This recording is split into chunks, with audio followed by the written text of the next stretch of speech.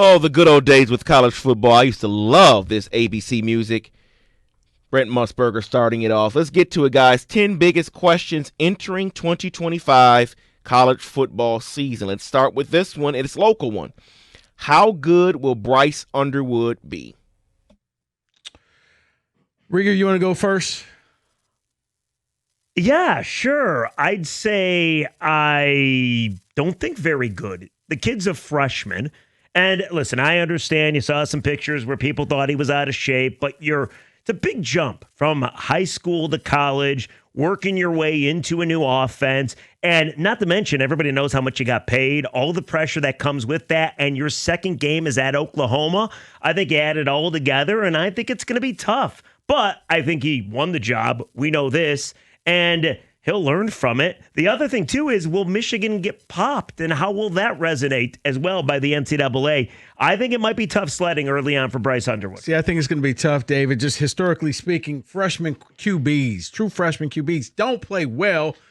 For all the great plays, he's going to have a couple bonehead interceptions. And it depends on, can the fan base stay behind him and not turn? Because he's going to hear the boos. He's going to hear all of that stuff, and that affects them. So how supportive will Michigan be, knowing this could be a year where you're 6-6, 7-5 because he made some mistakes throwing the ball? Trust me, I've seen what happens when you throw a quarterback out there for the first time.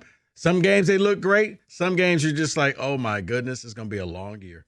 All right, guys, we got 10 of these. 9 more. Let's go, guys. Is Clemson sorry. A legit contender behind Cade Klubnik? Yes. Yes, they are. They are a contender. I think they're going to take the ACC back. Dabo has decided he's going to go into the portal. So, yes, they have a quarterback. David, if you have a quarterback, you can win in college football.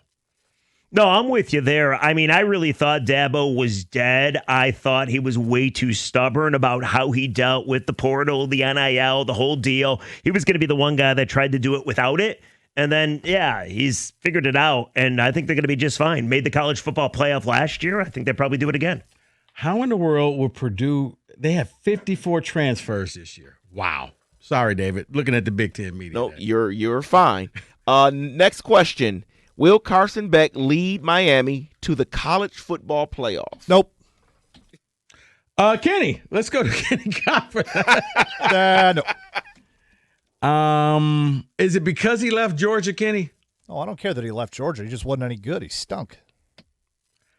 Yeah, you know what? Miami is turning out to be that kind of the ACC version of Texas A&M, David, where every year they go out and spend a ton of money, but they really don't have anything to show for it except for the receipts and the cars and the clothes and all of that stuff.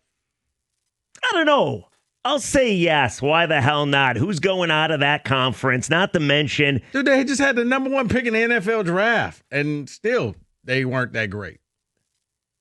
It's easier to get in the college football playoff. I'll say yes, just to be different than you guys. So the next two here, you could take your time if you want to, because there might be some layers to these next two. This one here. Can Lincoln Riley make USC a contender in year 4? I'm going to say no, David. The cheat code to college football is that quarterback in the second year. Or unless you get that the guy that transfers from some little school and he hits the ground running, kind of what you saw last year with Indiana. But no, because I don't think they have their guy. They thought they had their guy, but they don't. So it's going to be another new quarterback. I don't think he's going to get it done there. And honestly, I think his days at USC are limited. They're numbered. He did have a Heisman Trophy winner, did he not? He did. And what did he do with him? And they did nothing. And they did absolutely nothing. He is, I think, one of the bigger frauds as far as head coaches go. At Oklahoma, you thought great things about him. And then, of course, Caleb goes to USC, and he hasn't done anything. They give him everything. A private jet, right. All the NIL money in the world. He gets paid more than anybody, and nothing. So hell no. To me, he's a few years ahead of Kalen DeBoer, where you start finding out, was it the coaching? Was it the quarterback? Bill Belichick with Brady. Was it the coaching? Was it the quarterback? For Lincoln Riley, it was just Caleb. He hasn't done anything since. So I'm starting to think that, no, did David answer your question? No. Yeah, I would agree. I say no as well. All right, here's another one here. Maybe layers to it. How will Deion Sanders adjust to life without Shedeur Sanders and Travis Hunter? That's your answer? That's my answer. I think it's going to be challenging. I think all the bravado that you saw in the first couple of years is going to be turned into humility this next year, where it's going to be a whole lot of, oh, the media was just waiting for us to stumble and fall. Well, yeah, we were, because you didn't handle it. You didn't have a great team, but you got hyped up on Fox. Everybody said that this team, look at Deion out there. Team wasn't that good, David. They really didn't beat anybody. And now, through all the transfers, you don't have a QB. You don't have Travis Hunter. It's going to look a lot different. I got a feeling Colorado's going to be the homecoming game for a lot of teams out in the Big 12. So I love Deion. I love his press conferences. I know this is not going back to what we said. Deion. Yeah. Love Deion, the player. Don't care for Deion now. I know this isn't a Deion-friendly show listening to you guys, but dude, I love Deion. I still got a pair of his shoes. But it's kind of like Lincoln Riley, too. I mean, I don't know that he'll ever have a better team than he had the last couple of years. And he, as far as stars are concerned and athletes, and he still couldn't win. So I don't expect him to win this year when those guys are gone.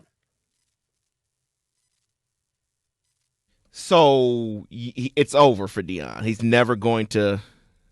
David, I don't think he's going to be successful. Here's the thing. He's never invested in his offensive line. Yes, you're right. And you're going to be breaking in a new quarterback with a bad offensive line. You want to know what that looks like? Saw it last year in East Lansing. Good luck with that.